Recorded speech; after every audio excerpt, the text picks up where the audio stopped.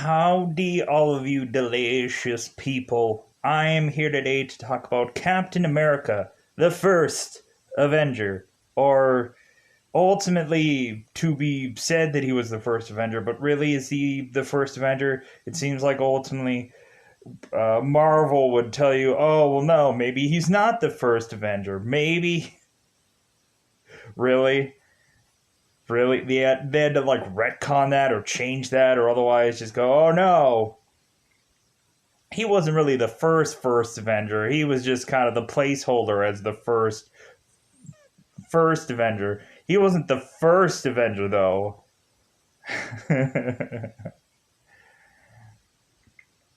But anyways, or maybe he wasn't. Maybe he was the first Avenger, but he wasn't the first Avenger. That's what I mean. Because I think Captain Marvel is the first Avenger. Yeah, so to really spark off the entire arms race to get to be an Avengers team, because that's what they tell you in reasonably in Captain Marvel is like, oh no, Captain Marvel was the first of it. Anyways, so going into this movie, I basically kind of just need to get to this movie to get to all the other Captain America films. Reasonably, when looking at this one, it's kind of a I'm gonna be brutally honest about this movie. Like, there are too many dialogue scenes. There is too many montage shots. There is too many like quick cutting aways of numerous things in this movie. So much so that I'm like, man, like we don't really get to marinate on any scene for very long. Like reasonably, this entire movie is so quickly cutted and quickly gutted that we are just seeing numerous scenes that are just montaged all together and that are ultimately from like 5 to 6 different locations. And that's what I think kind of like I wanted a slower movie.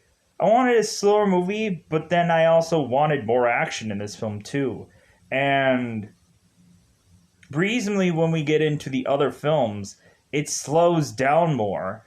It reasonably like gives us a like one whole story that is slowly progressing over time but is giving us a ton of action in between, to where in this movie it's like it's telling us a story that we already know, because full well there are some people that probably have never read a Captain America comic book, which could be easily understood, because reasonably there are people that would rather watch the movies than see the comic books. I'm a visual person, so like movies always came easy to me, but it's not like I haven't seen the Captain America story done somewhere. Because ultimately every single other comic book like show would ultimately get into Captain America eventually and tell us his origin story in a way of which that they will change or retcon or adjust within time. Looking at 90s Spider-Man, ultimately we eventually get into talking about Captain America in that show, and so on and so forth. It eventually comes into every single comic book medium, because ultimately Captain America is a very iconic character. Here's the thing that ultimately I think bugs me and I think bugs everyone else. But I guess we really couldn't have done anything about it because reasonably, Marvel was not working with Fox at that point. We honestly should have had Wolverine in Captain America's movie. We should have had him in a little cameo or have him in one of the caged areas trying to get out. Like, have him be there in as a second. You don't have to call him Logan. You don't have to have him be called Wolverine. You don't have to have him pop up the bone claws. You could have just had Logan just be in the environment to show for a second to one give us a cinematic, like, if you want to give us a universe like theme, ultimately adding in that one little scene, which ultimately they can still do to this day. You could have just like you could have Captain America walking through the caged like areas, and all of a sudden you can just add a scene that ultimately has Wolverine in those cages uh, being held. He could maybe even say a word, "Hey, bub," or whatever. You could have like you could have the scene just kind of added in later. If Star Wars is going to add a bunch of scenes later on, so can the Marvel films. You could have it be the Logan cut or whatever. You could have added Logan in, and that would have been awesome. That would have been cool. That would have been like, ooh, yeah, this is awesome. We get the Wolverine cut of Captain America, the first Avenger.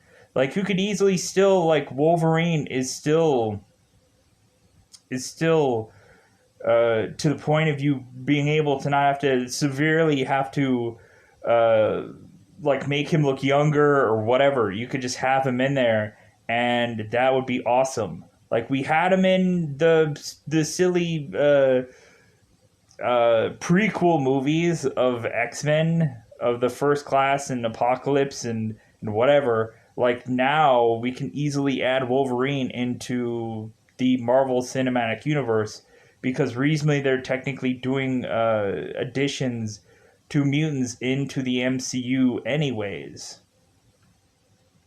And I think really adding Logan into the background of the Captain America film would have people rebuy that film. Just adding little scenes or whatever, like Star Wars had been doing it for years. Why can't the MCU do the same thing? Add in mutants into their little movies and have it just be like a thing that doesn't adjust the plot, a thing that doesn't change everything. It's just one little neat, little cool little thing that you could add in, and it would be awesome. Have it be the Wolverine cut.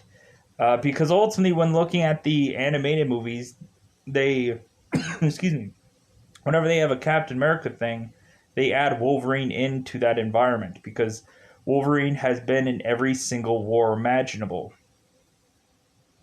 Just a thought. And I'm sorry I spent so long talking about that, but it's irritating me. It's like, why can't they add him in now? Like, we're Fox and Marvel are copacetic. I know Wolverine probably doesn't want anything to do with any Marvel movies anymore until probably they're gonna send him a big fat check, and then maybe he'll just be like, maybe one more, maybe just one more, just to do a Hulk movie, or something. I don't know, but anyways, so let's.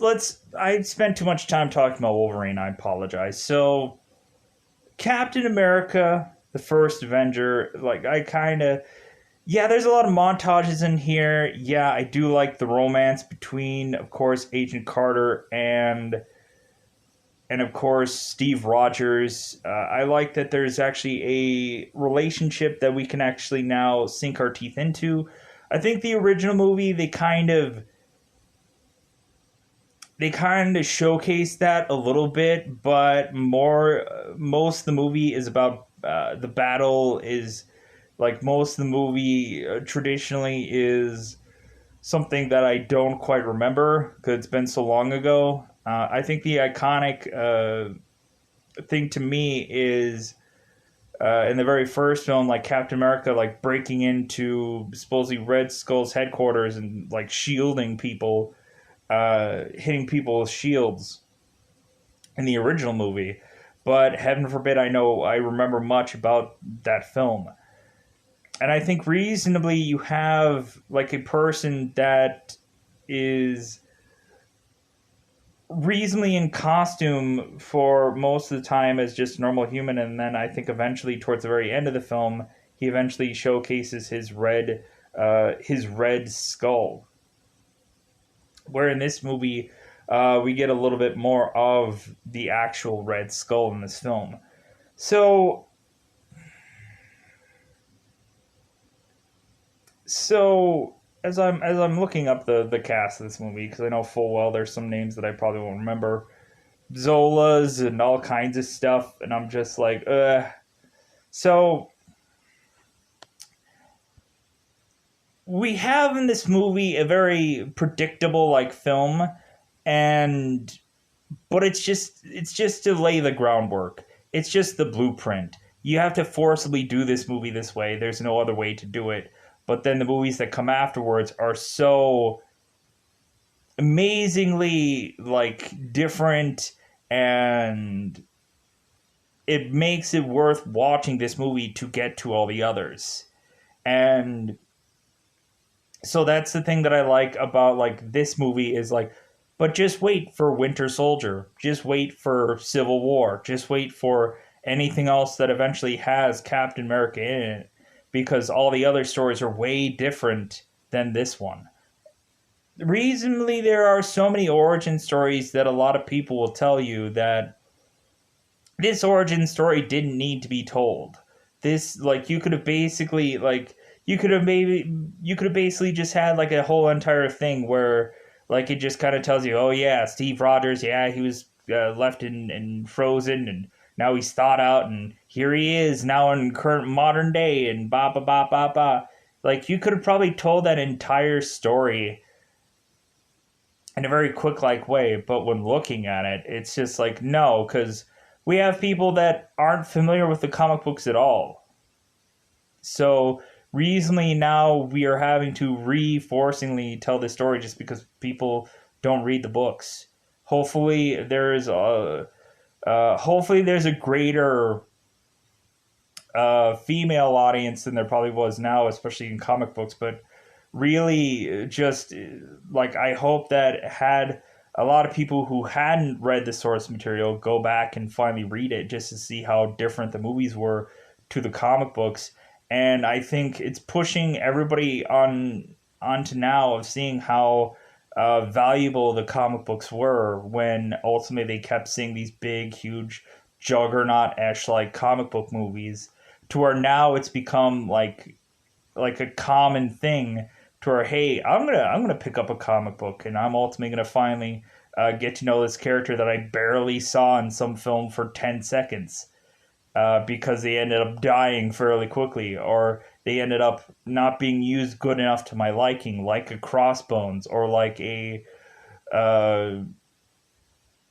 or like a Baron Zemo, uh, or any number of characters that were just short lived in any number of any things, or when reasonably people are getting scoops on, oh my god, what's happening in the new Thor movie, oh what's happening in the new Spider-Man movie, oh what's happening, oh who's this character, who's King the Conqueror, who's so and so character that I've never heard of in my life, because and now I want to pick up a comic book or even a Marvel encyclopedia like I always do, uh, and eventually just learn who these people were, or learn who these people still are. So by and large, I'm talking a lot of stuff about everything other than this movie. But when looking at it, there's not much to really talk about in a spoiler-ish like variation. Because I ultimately don't want to say that this movie is a bad film. It's just a movie that you kind of have to get to bigger and better things. Ultimately, the reason why I went into this was to eventually get into Winter Soldier and then also get into Civil War, so then I can also watch Black Panther, because you have to watch all of these things in order. You have to like, if you're gonna get into them, like you have to justifiably like, oh, okay, well, like I have to get to Winter Soldier and then stop, and then ultimately I have to watch all the Iron Man movies and then stop, and then I can watch Civil War, But then also I have to watch a little bit of Thor movies because, like the very first one, especially because we have Hawkeye in that movie, and so on and so forth. Kind of blueprintingly telling you where all I have to go, and I will quite happily do so because I like these early movies. Like I like Iron Man. Iron Man and Winter Soldier are my two favorite Marvel films, and there's always that problem bugging me of just going like, well, but don't you like Black Panther too? Yeah, I do like Black Panther as well. It's just like to me, like Iron Man was always the cattle prod or the or whatever is or the pedestal or the thing that you have to compare every movie to. And I did that for a long time of just like, well, is it better than Iron Man? No. Well, then it's like Iron Man is still uh, going to be my favorite then until Winter Soldier came along, and I'm like, oh yeah, now I like both these movies. Anyways, taking too much time talking about all this, let's go into spoilers because ultimately there's nothing that I could say like regarding this film. There's nothing really to justifiably say that it's like, ooh, wow, yeah, it's good that he had this interpretation about this movie because really this movie is predictable or formulaic because it has to be, because you have to tell the actual story. I like how Steve Rogers was actually the person that was outsmarting people, and like he didn't let his size, no matter what size, take him down, or ultimately just make him a less of a man, because that's who he was striving to be, more of a man. So let's go out of our way to ultimately go into this movie, spoil it, talk about it. I'm going to probably try as much as possible, just kind of quickly smash through this movie because reasonably there is a lot of scenes where it's just like, okay, we have Steve Rogers going through boot camp. Woohoo! Yeah, everyone hates him. Everyone doesn't understand why he's there. And so reasonably, yeah, that's the crappy thing about this film is we have to have a character who uh, has to be humiliated or has to be uh,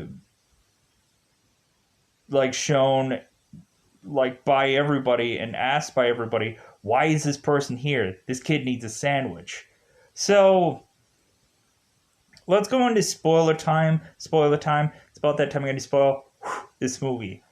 So reasonably, here's the thing.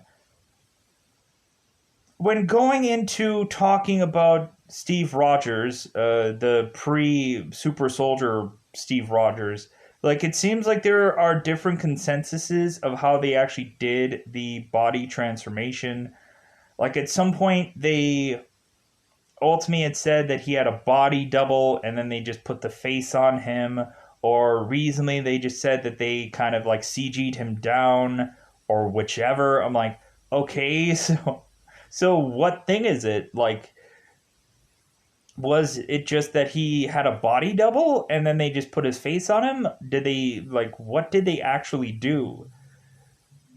I don't know. It's very confusing. But, anyways, so, and plus, that's a lot of time to take to have to, like, okay, we're going to have, like, Chris Evans do this exercise and struggle to do it. And then a body double is going to have to struggle to do the exact same thing. And then they're just gonna have to meld the two. I'm like, holy crap! Like, how exactly? Like, hopefully neither one of them effed up or messed up because they have to like identically copy one another and do the same thing twice. So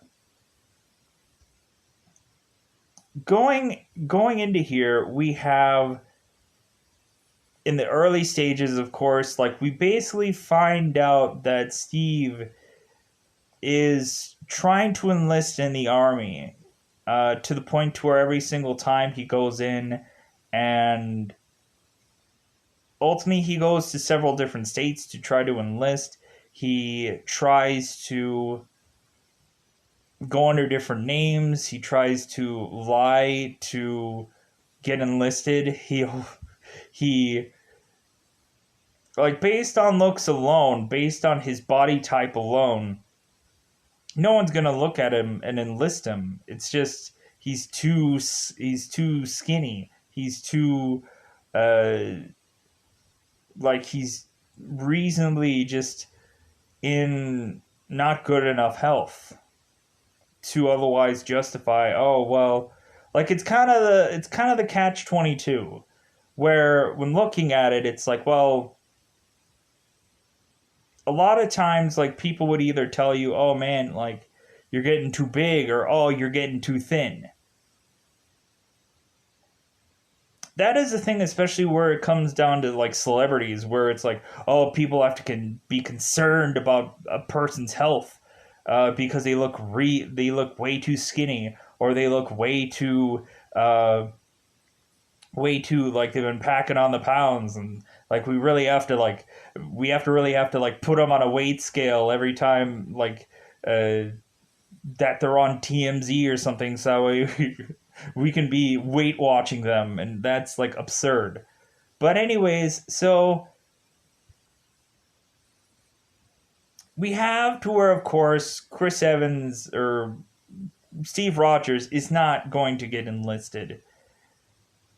So reasonably, we have it to where we have Steve Rogers going to a film, and of course we have some schmuck that is in the first row that is like, "Hey man, like we don't want to hear any of this war stuff. Like get to the cartoon, man. Get to the cartoon." And we have like women and stuff that are like crying in the audience because of course their man went off to war, and so they're crying because they're like, hoo hoo hoo, my husband. And so we get this schmuck down in the first row that's like, hey man, get to the cartoon, I don't want to hear about any of this. And people are crying, and while before their cartoon starts, and we have Steve Rogers like, hey man, show a little respect. And so ultimately, this guy could like, no, I want to hear the cartoon. I want to see the cartoon. And then like Steve Rogers is like, shut up. So this big beefy guy gets up, and they get out of the movie theater and they fight one another. And so reasonably, of course, we have this David and Goliath like matchup, and this guy is beating the living crap out of Steve Rogers, and ultimately he gets like a trash can to like shield himself, but what good does that do? And so Steve Rogers eventually gets clocked, and he's like, I can do this all day. Like, ah, come on. Like that's the great thing about Steve Rogers is he doesn't have give up. He won't give up. Reasonably, you could say that he has done and been in no win scenarios, but like that does like he just is going to die instead of give up. And that is the interesting thing about this character is like I don't think that we really reach that point of Steve Rogers being beaten to death, which I think should have happened at some point, but I don't think we need to see that visual. I think that would be too horrific, but when looking at it, maybe quite possibly that could possibly be the thing where it leads to the Falcon Winter Soldier movie is eventually seeing a elderly Steve Rogers and figure out why that Steve Rogers had supposedly for within the Spider-Man Far From Home opening died. Because ultimately they said that he died. So I guess rationally we have to figure out why that is. So going into this movie, we have it to inevitably be that that Barnes ends up rescuing Steve from his fight, ultimately to be his big brother, and eventually getting him to go to the uh, eventually pushing him on to go into Stark Industries or the Expo. To ultimately we meet Howard Stark. To ultimately we see that Howard Stark is inventing some things and uh, doing a flying car of sorts that ultimately doesn't exactly work. So we get to the Stark Expo, and I'm like, okay, so they are inserting like Captain America being tied to Stark right away, which I thought was interesting. Because when we finally get to the Avengers point, it's like, yeah, like Stark knows Tony Stark. It's just he knows a different Stark, but they're both the same. They are both reasonably the same. Like Howard Stark in this movie is like he's chasing after tail. He doesn't have his wife with him at this point, so he's just kissing women, and he's just reasonably just kind of going after Agent Carter and any woman that like fits his fancy and stuff like that. Ultimately, going into the show Agent Carter shortly thereafter this, because this movie has to exactly transition from the end of this movie to Agent Carter, where that show like sadly enough doesn't have, like, to me, a good enough budget to justify a lot of everything and make it a good enough film. Like, to me, it kind of feels like a Birds of Prey kind of attempt at the sequel to this movie. And when looking at it, it kind of even feels cheaper than the Birds of Prey show that ultimately CW had done a while ago. Um, and ultimately, if you've ever seen the Birds of Prey show, not the Birds of Prey movie, you'll know what I mean. Where it just kind of breaks down from adapting from quite possibly Batman Returns, and it just like it doesn't have, like, towards the tail end of it, it kind of really does have much more of a reference to the Batman world, but there really isn't much of anything that really just makes me go, yeah, this feels like Batman. Because no, it just feels like something that they tried to be like Batman, but it really doesn't ring true. As well as neither does Batwoman at all. So going on into again this Captain America movie, we have eventually pushing on to where Steve Rogers is still desperately trying to enlist again, to the point where he's going through this like monument showcasing like all the soldier like stuff. We have to where Steve ultimately is trying to look like a soldier via some image or whatever, and he's not tall enough. So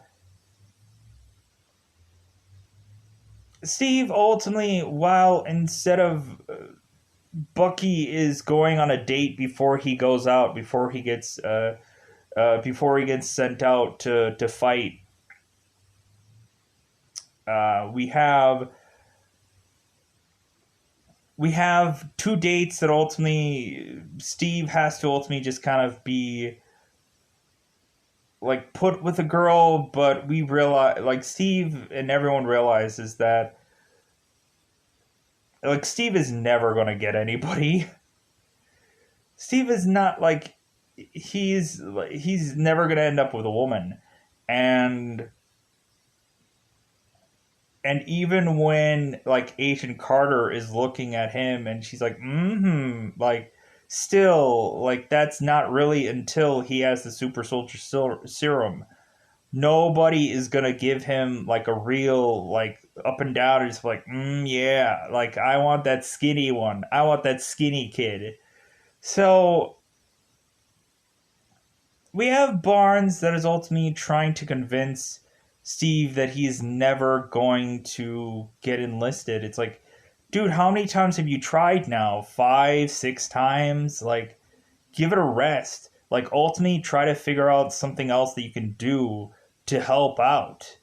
And Steve's like, what, collecting scraps, collecting metal, like being like in my little red wagon, like they show in the movie, like the commercials and stuff before the movies. Like, dude, like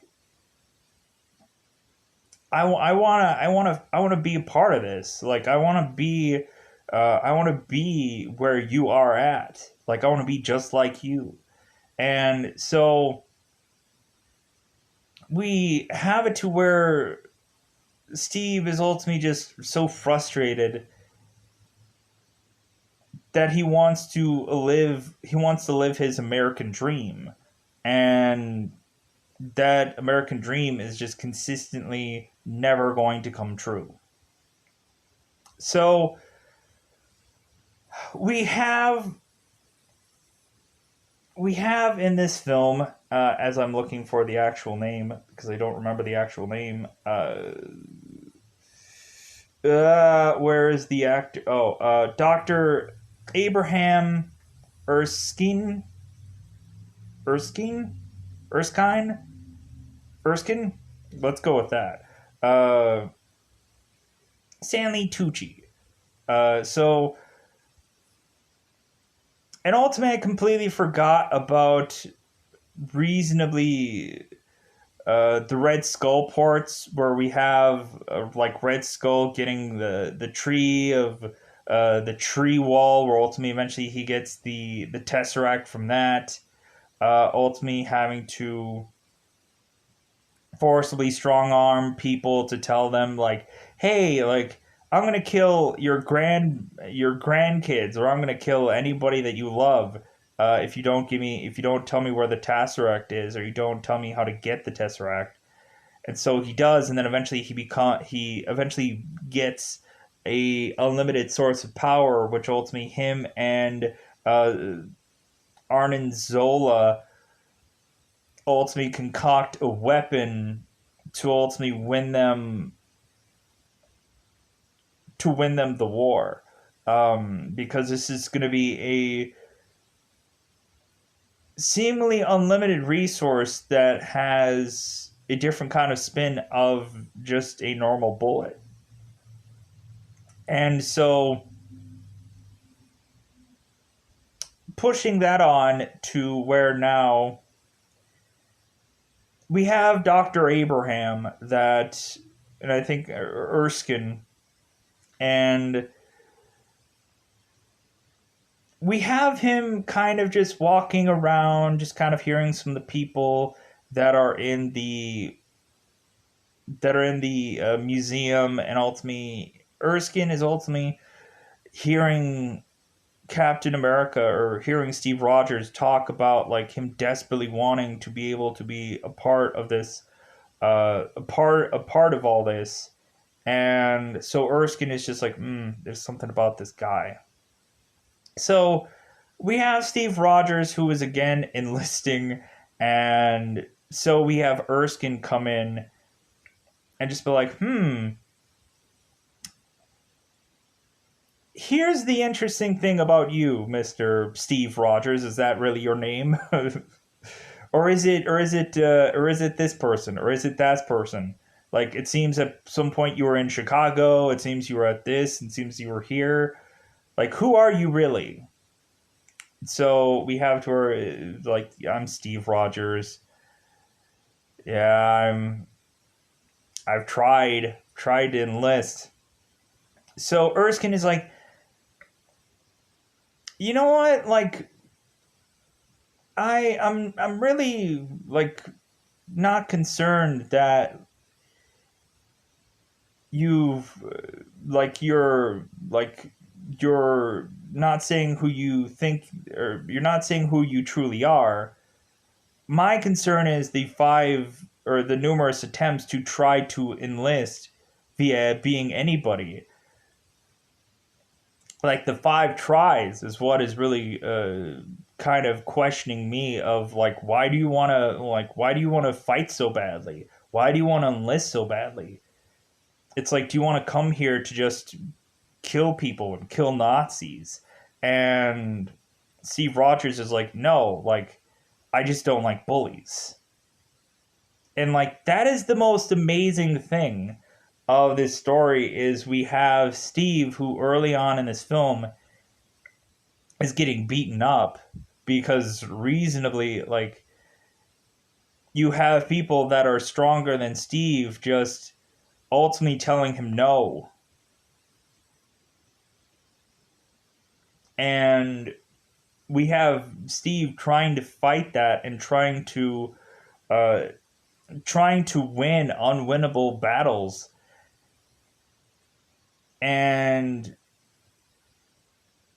because he just wants to finally tell that bully, aha, like I got through, I got to you, or I won. Because reasonably he's been told no all of his life by someone who's bigger or stronger than he is. So we have it to where Erskine is like, well, I'm gonna have you come with me. I'm gonna enlist you. Pushing us on to we have the boot camp scene where ultimately we have to showcase that, well, hey, yeah, Steve probably isn't the strongest candidate, but if anything, he's probably smarter than a lot of the other ones. Reasonably, he is just outthinking a lot of people that are reasonably like we have the whole flagpole thing where everyone is trying to climb up the flagpole and slip their way down to where Steve ends up just like having the flagpole, like he takes a piece out of the flagpole to drop the flagpole down and he grabs the flag and then he goes and drives away, leaving all the rest of his like platoon or whatever behind, just like, haha, I got the flag because you guys were smarter than I was, or I was smarter than you guys were. So reasonably, like, F you, because like if anybody is really gonna give Steve crap, which ultimately, like, we have one guy who is consistently bullying Steve and making to where his life is much more harder, to where we have Steve like trying to like crawl under these barbed wires to ultimately have a thing being kicked out from under him to where he can't crawl any further, and so on and so forth. Uh, Reasonably, we have Tommy Lee Jones that comes into this movie, of course, as Colonel Chester Phillips. Ultimately, to be the guy that is otherwise going to be the outside source of coming up with this candidate. And so Tommy Lee Jones's character is demanding to Erskine that he, like, there are better candidates than Steve Rogers. And reasonably, like, Steve Rogers is a 90-pound asthmatic. It doesn't make sense to have him be Captain America or what is going to be in the Super Soldier Serum project. And so Erskine is like, no, I strongly disagree. Like, I think he is the only candidate, and if anything, more and more, like, he will consistently show you why. To where at points when we have to where Tommy Lee Jones throws a grenade, we have Steve Rogers who ultimately jumps on it to where he's pushing everybody away and falling on the grenade while everybody else is running off. To where we find out that this grenade is a dummy grenade and won't actually go off. And to where Steve Rogers is like, is this a test? And then Tommy Lee Jones's character, the Colonel, is ultimately just like, well, he's still skinny. It's like, just trying to say anything that ultimately will make Erskine just like still feel bad about his choice. So we have it too where, of course, Steve is going into his procedure, and we have Erskine who is going to drink to celebrate because, of course, Steve can't drink because he has a procedure tomorrow, no liquids. So we have Erskine who is drinking, and basically Erskine is telling Steve that ultimately he lived in Brooklyn, but originally he was in Germany, and so then also we get the backstory of Johann Schmidt, who eventually turns into the Red Skull. That ultimately uh, we had Johann Schmidt be the prototype for Steve Rogers, because ultimately Johann Schmidt had taken Erskine to give him the super soldier serum, and we found out that there was a big side effect into putting the super soldier serum into Johann, because what Erskine ended up finding out was that if you are going to be good, you are going to be great, but if you're going to be bad, you're going to be worse. So reasonably, the super soldier serum shifted Johann Schmidt into being the Red Skull because he had to look like the most villainous person possible, because that's what the super soldier serum does. So we eventually find that Johann Schmidt really just been under a mask this entire time to eventually reveal that he is the Red Skull. He is actually legitimately 24/7 like a person that literally looks like a skull, but the problem is the fact that, like, rationally you have to put that mask over this guy's face to hide that fact. So pushing us on into the whole actual experiment, to where we have Steve doing the joke of like, oh, I guess I should have went to the bathroom, and ultimately like he's screaming, but eventually like saying that he can do this. We ultimately have it to where the very first shot that Steve receives is ultimately just penicillin. But then eventually, once he actually gets this shot of the super soldier serum, like he's ultimately like, it's like, and then ultimately they have to like put him into the that tank where ultimately he has to get lit up. So here's the thing that we also don't mention is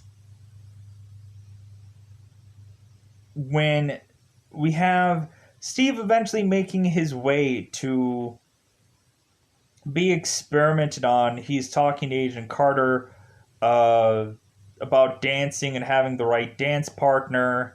And like I like these interesting moments where we ultimately have Steve like kind of going through this portion of town and ultimately mentioning how many times that he had gotten beat up in some alley somewhere. Like, oh hey, I got beat up there. I got beat up there. Like that was kind of the interesting things to me to ultimately hear, like that Steve Rogers was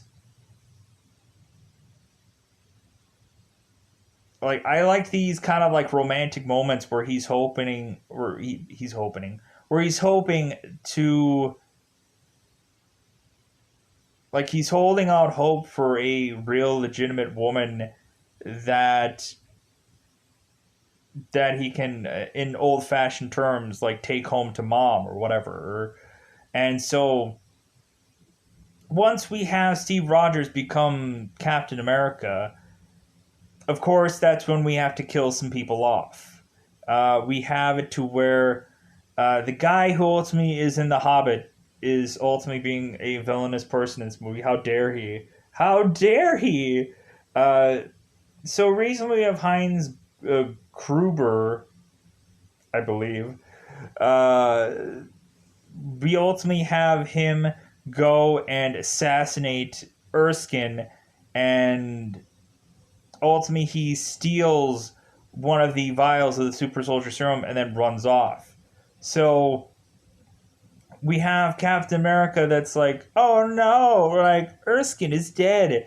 And we have Erskine who is like poking at Steve Rogers' heart to just like yeah, always remember like your heart. Like oh like I think that also like that reminds us of like Tony.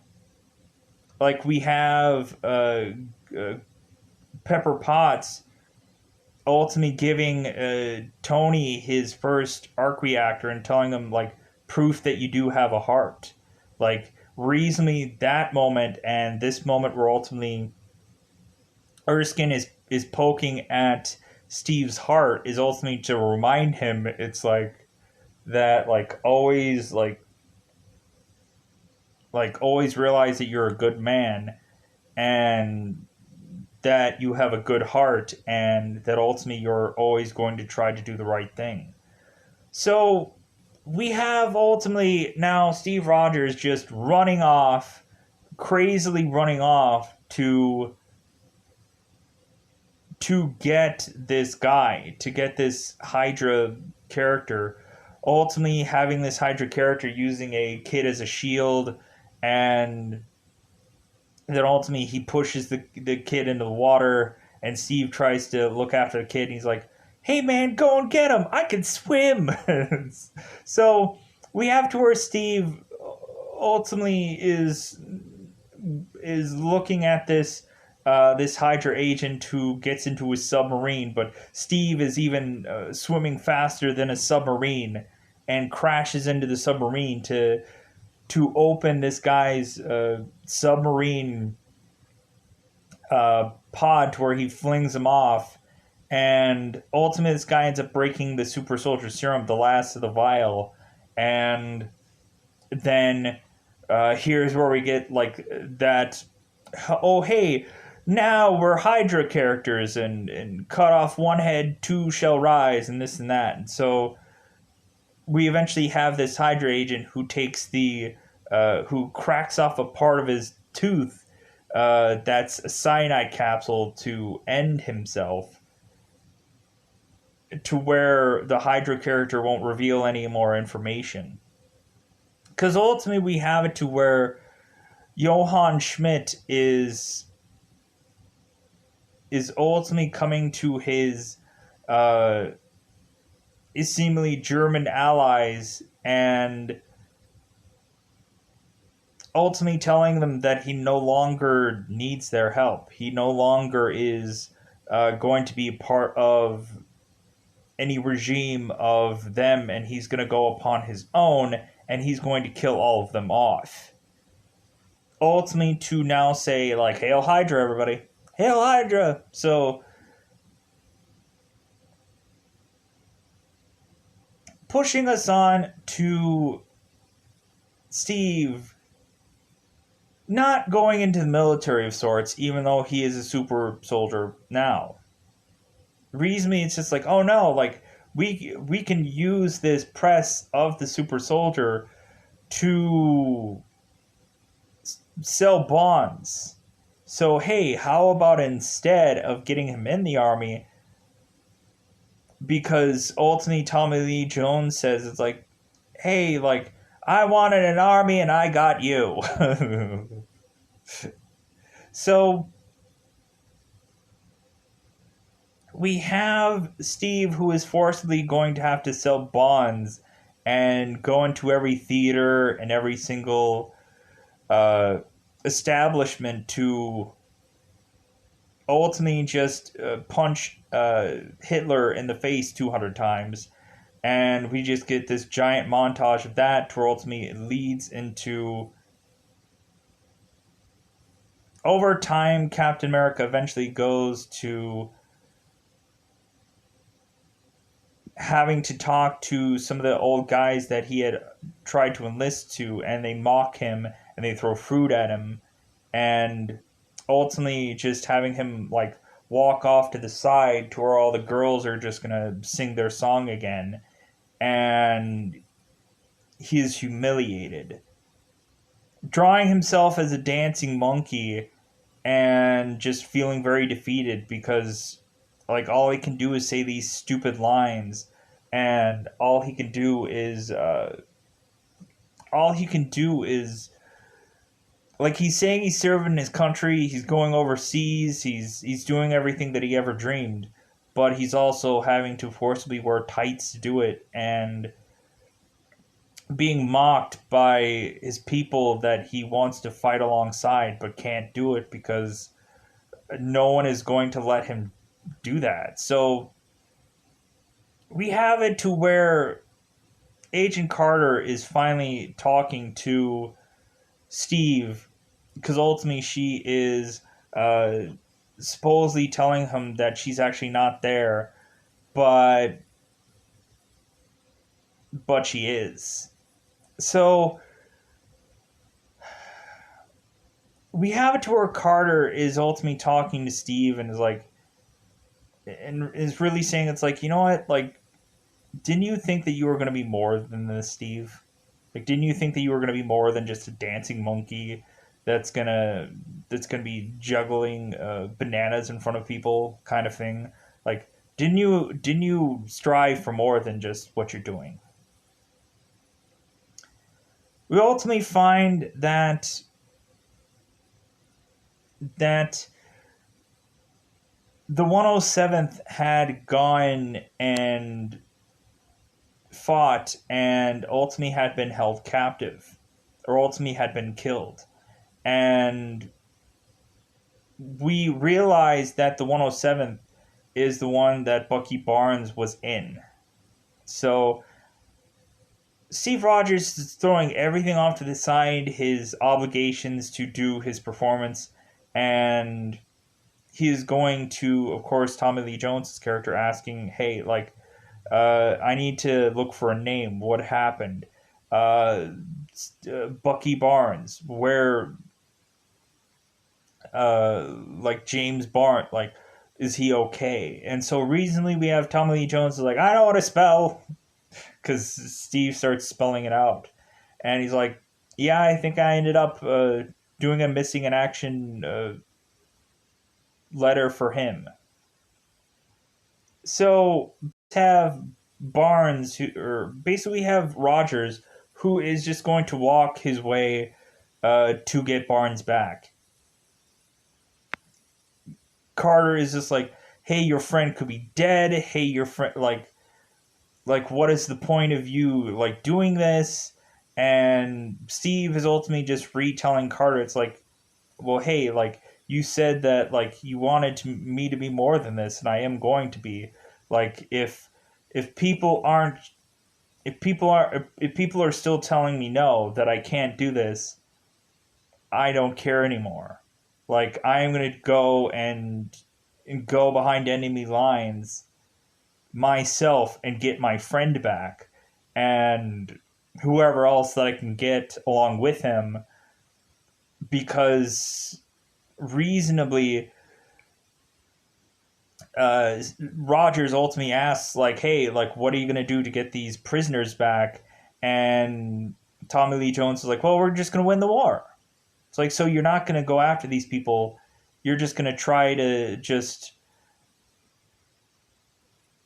to forget about these people and then probably be tortured or die.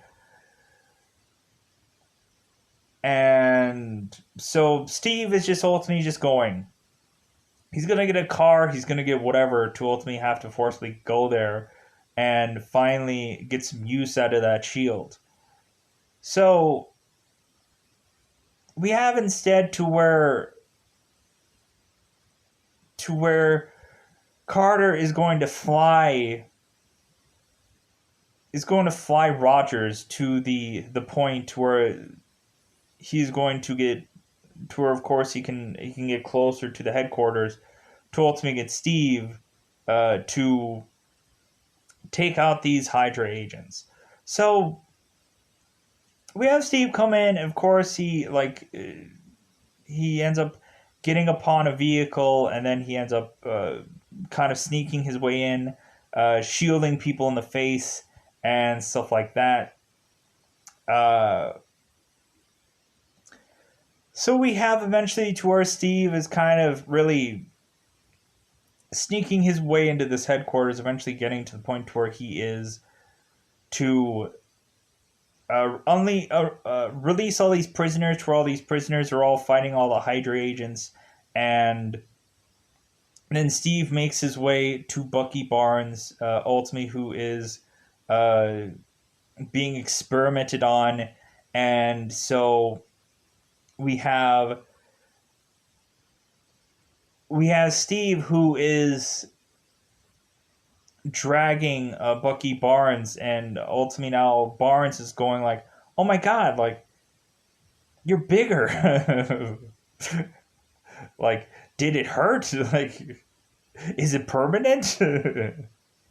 So we have all the army, we have all the like Dun Dun Dugans and all these other people all going and or Dum Dum Dugan, I mean, going out and fighting all these Hydra agents while Captain America is just trying to onslaught his way through this entire his headquarters. We have Johann Schmidt, who's ultimately seeing Captain America, and so really he's just like, well, like I'm gonna start placing bombs up. Like I'm ultimately just gonna call it a retreat, and we have Zola, who's like, hey, like why are you placing all these bombs? Why are we escaping? And so Johann is just like, well, we're obviously outmatched. We really don't have this kind of like this ability to be able to take this person down. Like it is consistently to the point of where Johann is just getting like more and more to this to where this movie keeps going, consistently frustrated just because it's like dude, I have like an unlimited power to be able to take down these things, and why is it that I'm still not winning? It's like, well, because you don't have an army of super soldiers, or you reasonably just like, if anything, like Zola says, it's like, hey, I can give them the weapons to win, but I can't teach them how to fire it either. Like I can't teach them how to um, I can't teach them how to win this war by more than just giving them the weapons. Like there has to be more than this.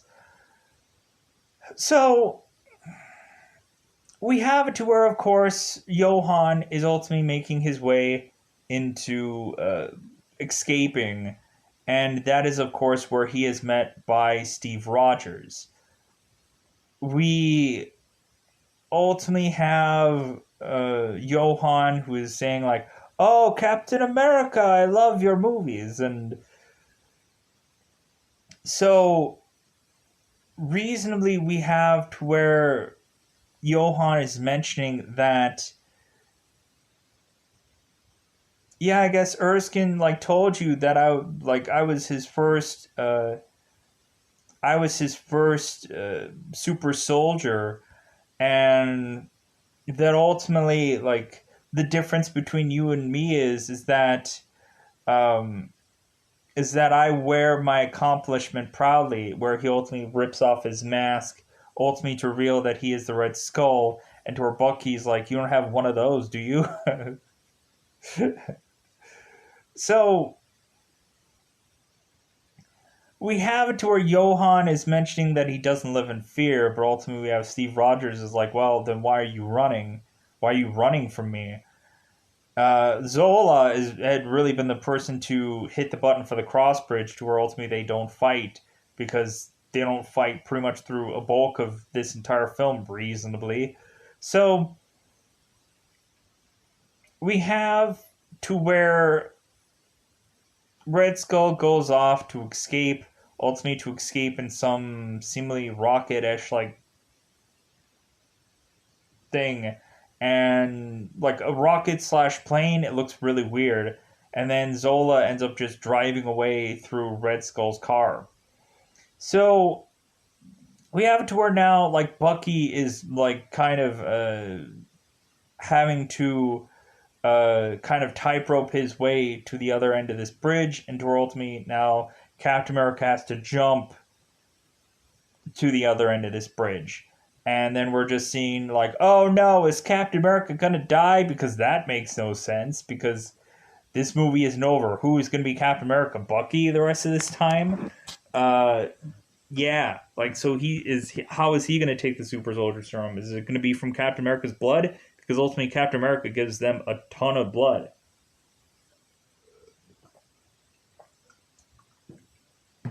So, uh, excuse me.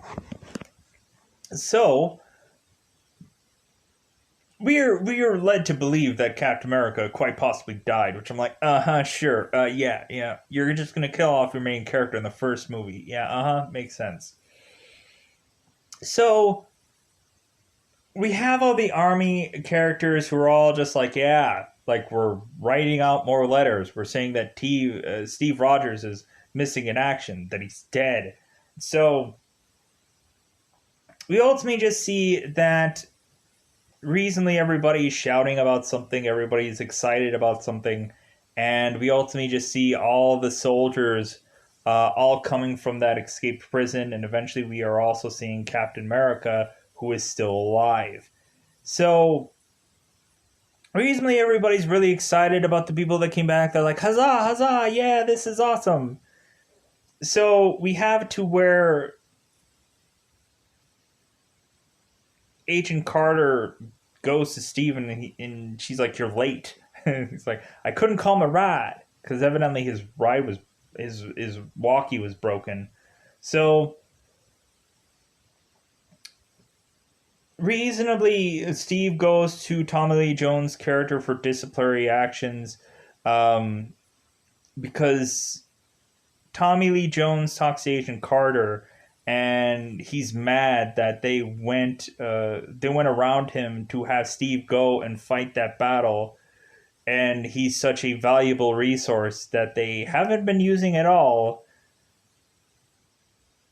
And so he was going to ultimately, like, he was gonna make Agent Carter like, dude, I'm gonna do something with you.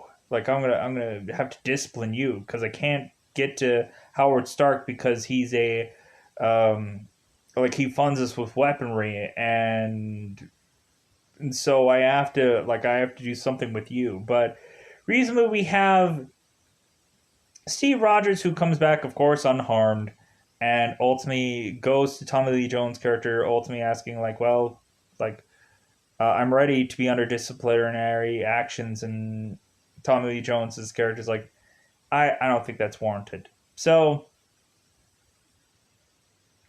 ultimately, we have Bucky Barnes like, give it up for Captain America, yeah. So pushing us on to now having actually Captain America in this fight, having him be a resource that we can now use to fight this war. And now again we have to have a montage of him fighting in all these battles, and recently to the point where a Red Skull eventually gets to any number of these battles, and we have one person that ultimately mentions, "Yeah, we fought to the last man," and ultimately Johann's like, "Evidently not," as he shoots the last man. Just like, God, like, why are we losing? And that's when, of course, or that's when Zola mentions, like, well, I gave him the weapons. What do you expect me to do? Like, what more do you want? So,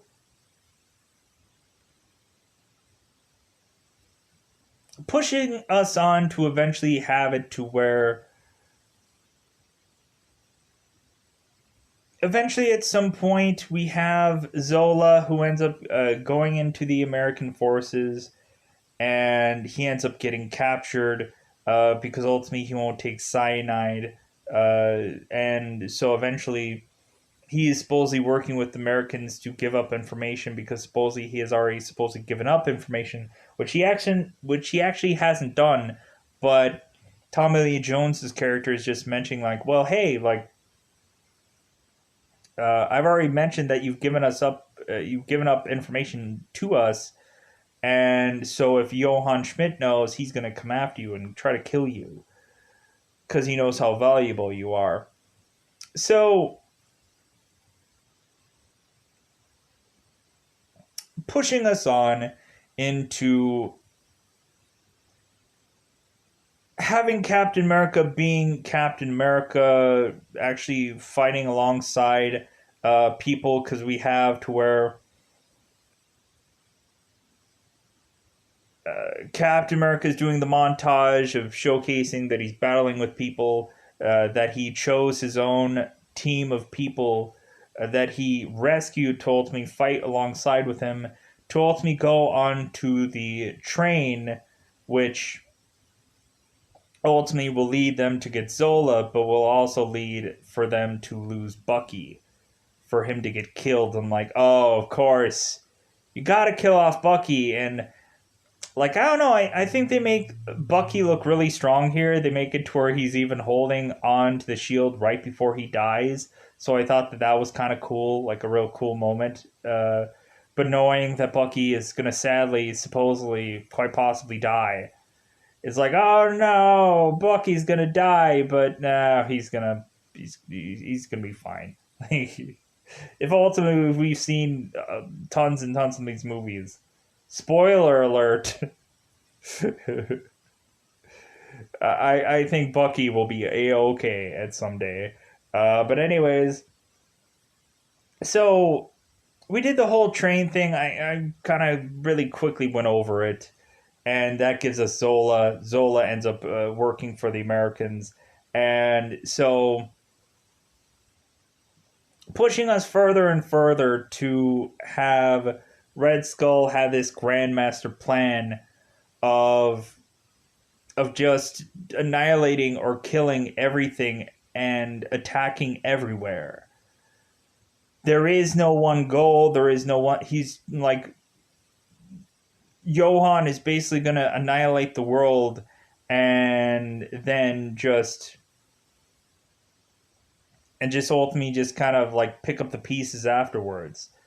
So the Grandmaster plan is getting a big giant freaking ship together to where ultimately there are rockets that are named to be all over the place. New York, New Jersey, Chicago, and everywhere else. So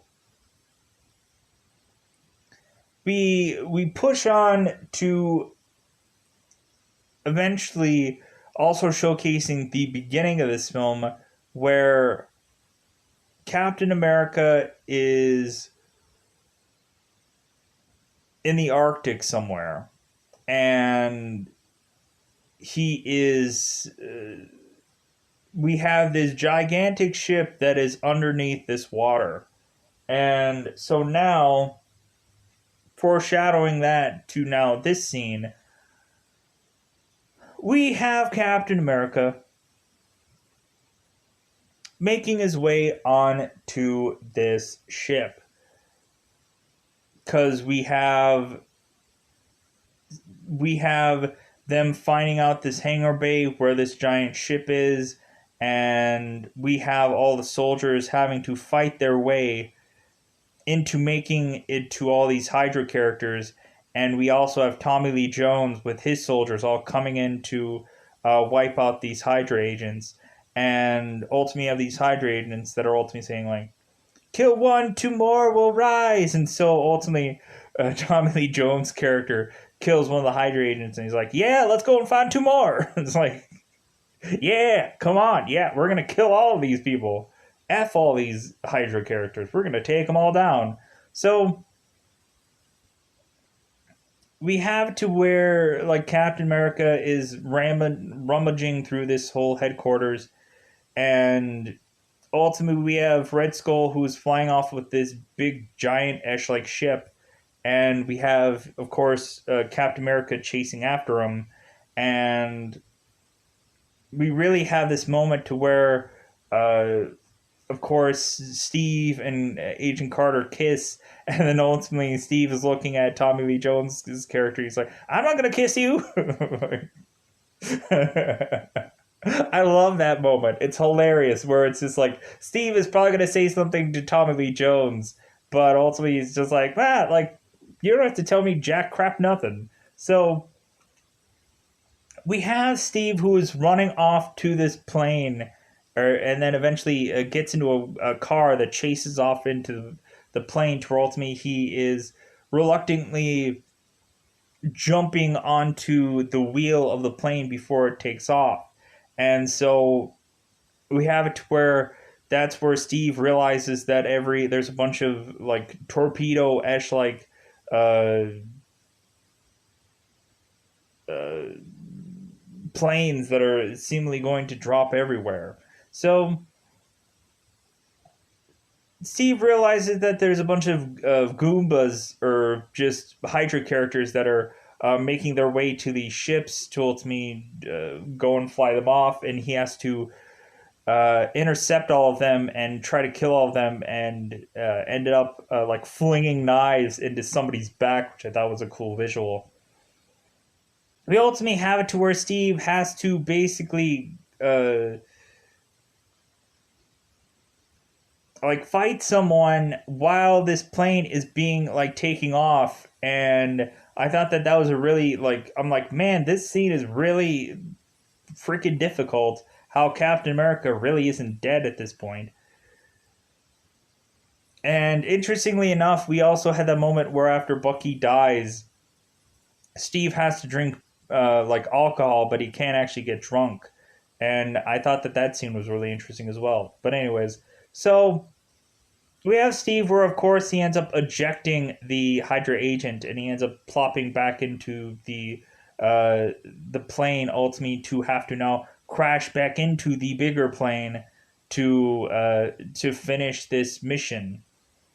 Because at some point we had Steve, who was like taken captive by the Red Skull and was getting beat up by the Red Skull, and here's where we get the like I can do this all day, and we have like Johan is like, well, of course you can, Captain. So to ultimately the rest of the army members uh, come to Captain's rescue, and then ultimately that's when the whole like battle breaks out. But pushing us on to this fight out between Red Skull and Captain America, where reasonably at first it's like a shootout, but then eventually it gets to the point to where we consistently have the shield that is kind of rendered moot, to where every single time like the shield ends up getting like popped out of Captain America's hand, or reasonably like there's only so much Captain America can try to fling the shield to where like it doesn't really like it just kind of becomes like a thing where it's like, okay, well, he loses the shield, now he has to like fight people hand to hand combat and so on and so forth.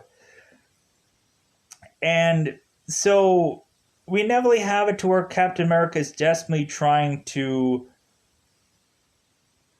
find the power source of this ship, but also trying to get the Tesseract and try to take this thing and destroy it, or try to take this thing and try to hold it captive. To where even at some point uh,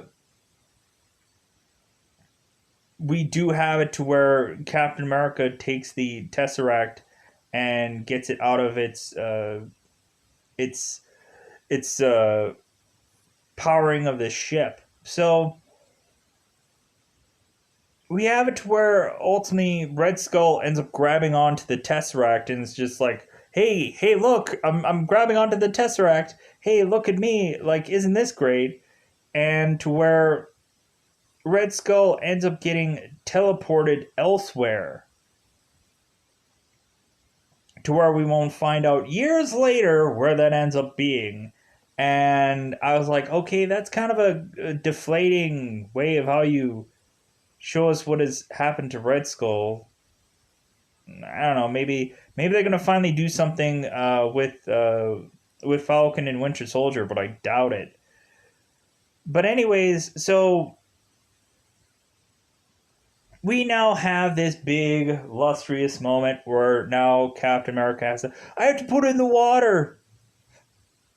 I can't just figure out how to land this thing. No, I have to put it in the water.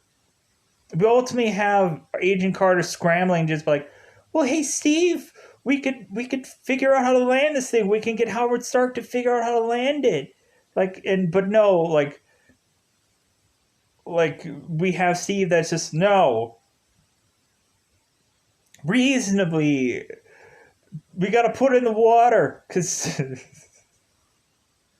because if anything, if we've like soon there's going to be New York coming, and like I just can't, like, if anything, if I wait any longer, like I'm just going to run out of places to crash this plane into water. So I got to crash it into the water right now. So we have to where Steve ultimately is like, hey, like I'm gonna go down on this sword. I'm completely fine with it. And so Steve is ultimately just crashing the plane, and ultimately he's talking to Agent Carter about like, I wish we would have had that dance. To where ultimately she's like, well, we still can. And he's like, yeah, like ultimately, yeah, let's schedule it for next week. Ultimately, I hate to step on your. And then we find out that Steve ultimately crashes the plane, ultimately to supposedly die forever.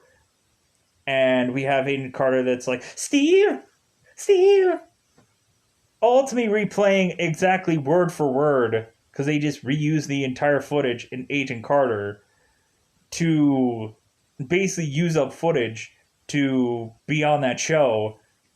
They redo the whole entire ending of Captain America word for word in Agent Carter, which I was like, God, that feels like a that feels like that feels cheap to me. I'm like, dude, you're just reusing this entire footage. Like everyone has seen this movie already. Like everybody knows who Agent Carter is. They were already excited about that show. And reusing the footage from Captain America, the first Avenger, that kind of feels like a garbage thing to do. But F it. It's just like a filler of time, I guess, for them. Because ultimately, like, heck yeah, we're just going to reuse this footage. Yeah, like, we're freaking Disney. What do you want from us? We're a $1 trillion, $1 billion, whatever company that we can do whatever we want.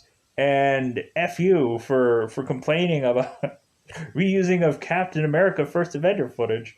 But it's just like, man, that was kind of cheap. But anyways, so we have it to where recently now we have to show years later, roll to me, Captain America is supposedly in the ice, and we have him eventually being woken up seemingly in the what is to be led to be the 1950s, and ultimately a nurse is like, oh hey, you're up, you schlug. You've been sleeping for a long time, you lazy mother, get up, get your butt up. Do something. So we have to where ultimately Steve Rogers is getting up because he's a schlub, and so really he's talking to the nurse, and ultimately he's hearing a baseball game playing in the background, and ultimately Steve is ultimately talking to the nurse, and he's like, "Where am I really? Where am I?" Because the baseball game that you're playing in this radio was a baseball game that I was at. So this isn't current time. This is an old baseball game radio station, and where am I really? So we have to where, of course, Steve ultimately breaks through this set piece and is making his way running out of this building to find out that he is in the distant future. to where all the Shield agents have to come all in and tell him, like, Steve, you've been asleep for 70 years and sucks to be you. And Steve's like, I had a date. I wanted to go dancing. I wanted to dance the night away. Now you're telling me that I can't go dancing. I hate you, Nick Fury. I can't dance it out at the end of this movie. I hate you. Trolls me in Age of Ultron. Like, basically, Steve is tormented by the dance he could not have. And which ultimately leads to an Endgame where he does what he does in Endgame. To where ultimately it makes a whole heck of a lot of sense. But gosh darn it. I don't want to ruin all of Endgame for people who probably have seen it a bajillion times, but yeah, like I think the best part about this movie honestly is the ending, to where it does show us that he is going to be in Captain America Modern Time, and eventually it's going to lead to the Avengers movie, where ultimately we have Captain America having to be pushed to be put back into modern time to try to save modern time. So at the end of the day, that's all I wanted to say about this movie.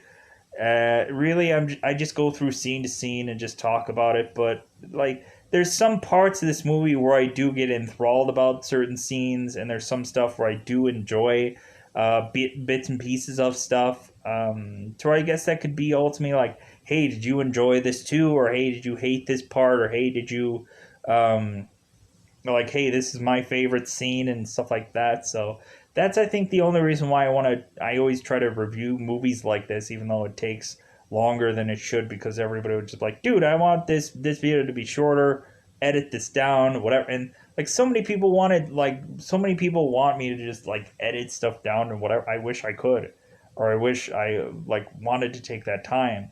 But reasonably, it's just like, if I edited a video, or if I change things, or if I just if somebody bizarrely out of somewhere is like, oh hey, yeah, like, how about you talk about like this movie in this review rather than something like, I would not take that time to change a little or tweak a little video or whatever. Like, there's sometimes that I could possibly re-review stuff, but there's some stuff that I just don't deem stuff to be re-reviewed. There's some stuff where I'm just like, I could just repost it here as a new thing, because I just don't want to go over it again. Like, there's some movies where I feel like any of the Avenger movies is something that I don't want to go over again, because it's either like the movie is too challenging, it's too complicated, or reasonably it's just like, what else am I going to say different? Especially from the very first Avengers movie, it's like, there's nothing that I'm going to have different feelings about, because ultimately, like, of the very first Avengers movie is like, okay, watch this movie to get to all the others that are more interesting or visually interesting or have a lot more going on into them, rather than the very first Avengers movie that's kind of like slowed down and stuff like that, where it's kind of like, this movie, it's like, get to this movie to get to the others. Like, Thor is kind of like the same thing, and Iron Man could also be said as the same thing. It's like, watch that one to get to all the others. So at the end of the day, I hope at a lot of ways you watch this review to get to all the others. Ultimately, I've reviewed Doctor Strange today, so I thought that movie was fun. But again, I'm like, man, Doctor Strange is an a-hole. And like, it's not like he becomes like it's not like he goes from like Ebenezer Scrooge to something else. No, it's like he's just Ebenezer Scrooge, and that's like all he is. So anyways, I'm going to get out of here. Bye everybody. Bye everybody.